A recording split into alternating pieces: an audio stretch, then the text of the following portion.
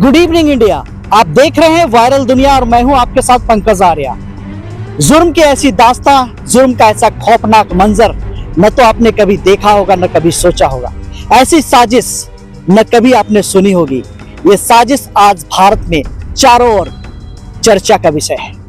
मैं बात कर रहा हूं राजा रघुवंशी और उनकी रानी सोनम की, सोनम रघुवंशी की। सोनम अब हालांकि सनम बेवफा बन गई है, सोनम बेवफा बन गई है। दरअसल ये मामला अब परत दो परत खुलते जा रहा है। कड़ियां जो है परत दो परत खुलती जा रही हैं, जुड़ती जा रही है एक दूसरे के साथ। कैसे राजा रघुवंशी की निर्मम हत्या मेघालय के शिलांग में कर दी गई, किस तरह से हजारों फीट की ऊंचाई में पहाड़ों में फोटोशूट के बहाने बड़े प्यार से उसकी पत्नी एक साथ ले जाती है और कत्लेआम की साजिश रची जाती है। उस साजिश को अंजाम दिया जाता है और बड़े प्यार से फिर अपने आप को पीड़िता घोषित करती है और नजर आती है एक ढाबे में। ये पूरी कहानी, ये हनीमून की मर्डर मिस्ट्री से अब पर्दा उठ चुका है।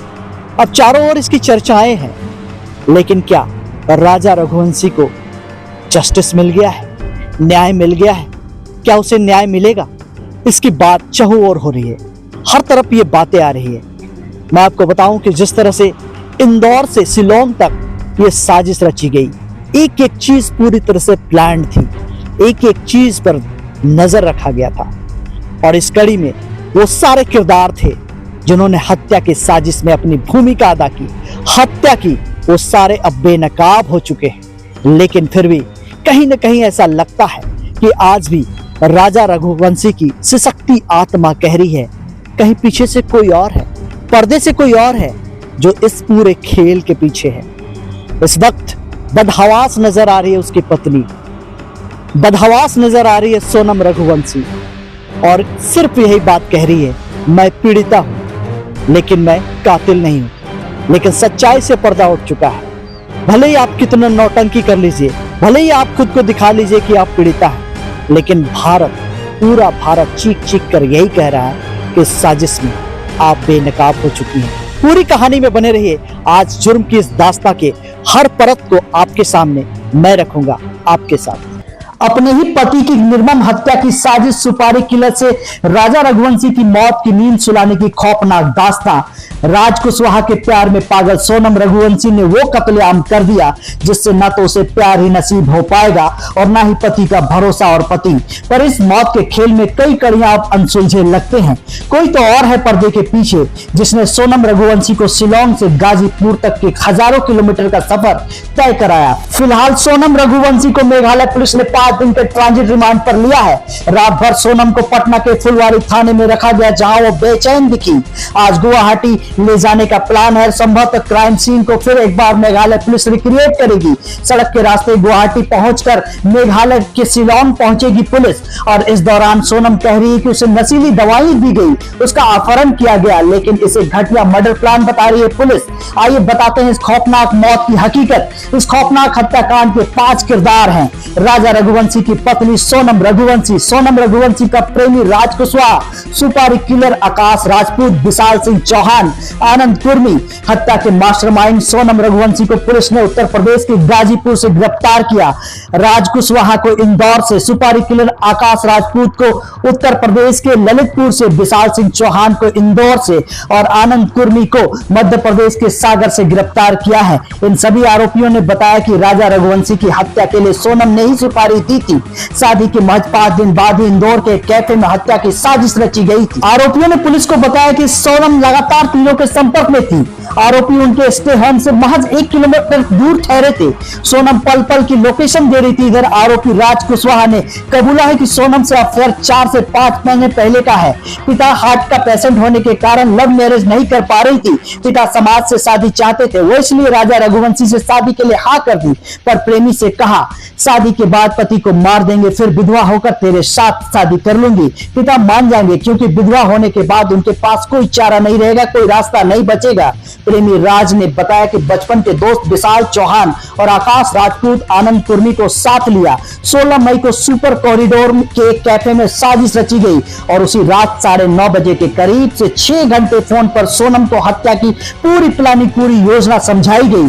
प्रेमी राज को जब सोनम ने 22 मई को शिलोंग के लिए निकलने की बात कही तो आरोपियों के टिकट भी कराए गए। कातिल पत्नी सोनम रघुवंशी का प्रेमी राज तीनों को इंदौर से ही दिशा निर्देश दे रहा था। राज इंदौर में रहकर राजा रघुवंशी के अंतिम संस्कार में भी शामिल हुआ।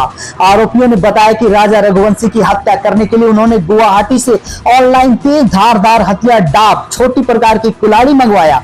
वे राज कुशवाहा के कहने पर शिलोंग आए, भाड़े में बाइक लिया और सोनम के पीछे पीछे घूमते रहे। सोनम उन्हें जीपीएस लोकेशन भेजती रही। सुपारी किलरों ने कबूला कि हत्या से पहले सोनम के प्रेमी राज ने उन्हें 50,000 रुपए, कीपैड, एक एंड्रॉइड मोबाइल और एक नई सिम दिलाई जिसके सारे नंबर सोनम के पास थे। सोनम राजा रघुवंशी को फोटोशूट के बहाने सुनसान जगह पर ले गई। किलरों से कहा इसे मार दो। निहत्था बेचारा राजा रघुवंशी ने किलरों का मुकाबला भी किया पर सीने और सर में चोट खाने के बाद राजा रघुवंशी टूट गया। आरोपी कहते हैं खाई में फेंकने से पहले तक राजा रघुवंशी जिंदा था पर टूट चुका था। राजा को खाई में फेंकने के लिए आरोपियों की मदद सोनम ने भी की थी। आरोपियों ने पुलिस को बताया कि पहाड़ के ऊपर चढ़ते चढ़ते जब आरोपी थक गए तो उन्होंने सोनम से कहा हम थक गए हैं, ऐसे इसे नहीं मार पाएंगे। तब सोनम ने उन्हें कहा 20 लाख दूंगी, मारना तो पड़ेगा। हत्याकांड को अंजाम देने के बाद सोनम ने राजा के पर्स से 15,000 रुपए निकालकर आरोपियों को दिए और फिर वहां से चलते बने। सूत्रों के अनुसार राजा की हत्या के बाद सोनम अकेली शिलोंग से वाराणसी पहुंची।